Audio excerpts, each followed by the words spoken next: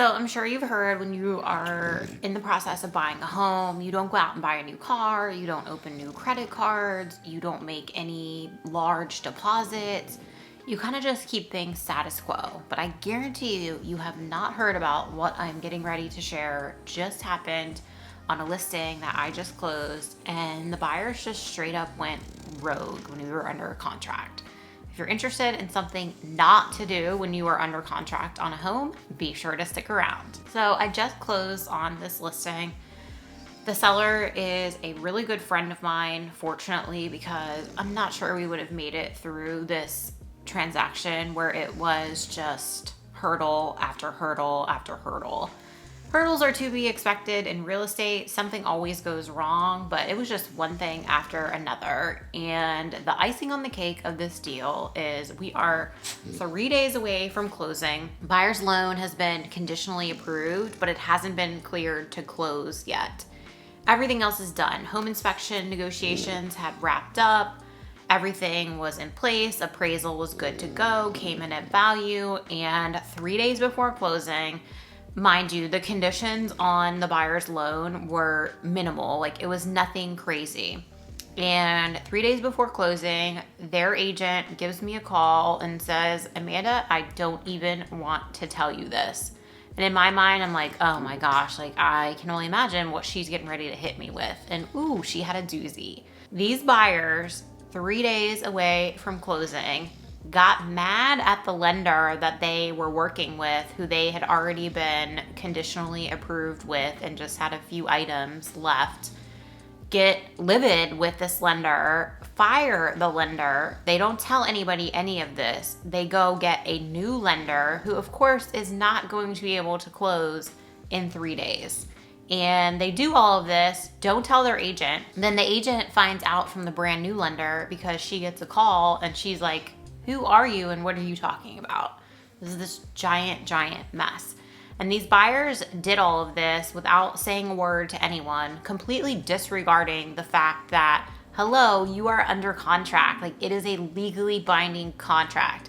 Keep that in mind when you are buying a home. I know this sounds basic, and probably for the majority of us it is, but just in case, those contracts that you sign when you're purchasing a home, they are legally binding.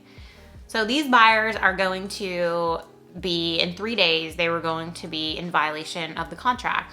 Seller absolutely could have taken their earnest money and run with it. And we talked through it.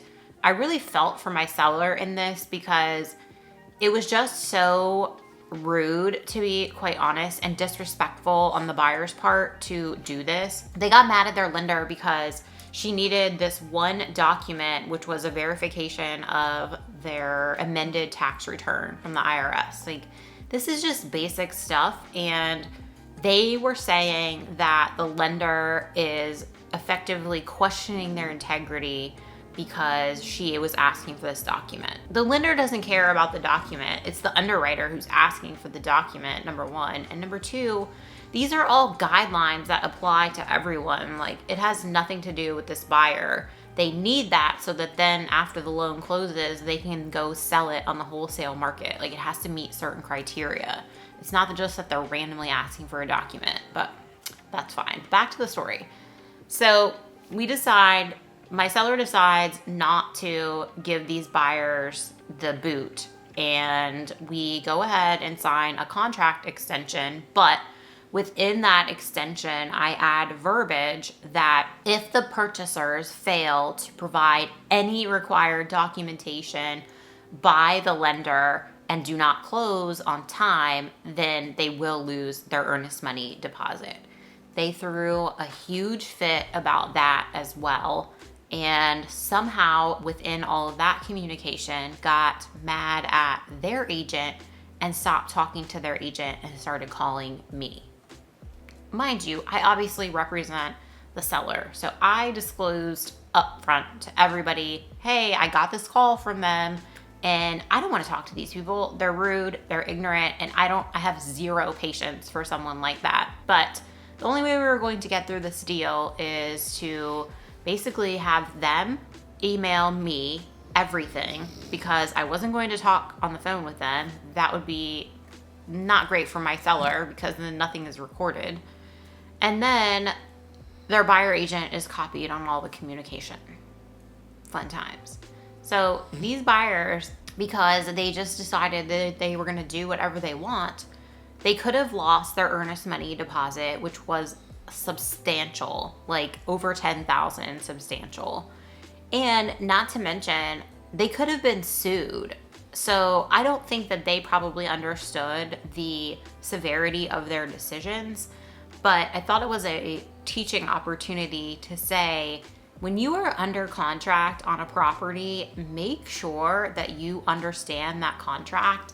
And if you don't, make sure that you are communicating with the agent representing you and asking those questions so that you understand the ramifications of your decisions. Like, you cannot just go do whatever you feel like when you're under contract. There are just so many missteps that you could make, whether they're intentional or not. So you've got to have that rapport with your agent. And that's another reason that it's so important to work with an agent, not only who has the expertise to shepherd you through the transaction, but one that you also trust. And I'm going to say even like. You are going to be in contact with them so much, like probably on a daily basis, and sometimes all day for days at a time. You've got to have a rapport with them, and doing things just on the fly, going rogue, it will land you in a world of hurt. These buyers got really lucky that my seller is not only just an amazing human, but he's very logical and cool-headed, because a lot of sellers, and honestly, understandably, would have blown a gasket if they were put in that position. So just be careful of what you're doing when you're under contract. We all know the common ones, but you've also got to make sure that you understand the contract itself and what it's binding you to. If you got some value from this video, please be sure to hit that like button. If you have any questions, drop them in the comments below. And until I see you on the next one, thanks for watching.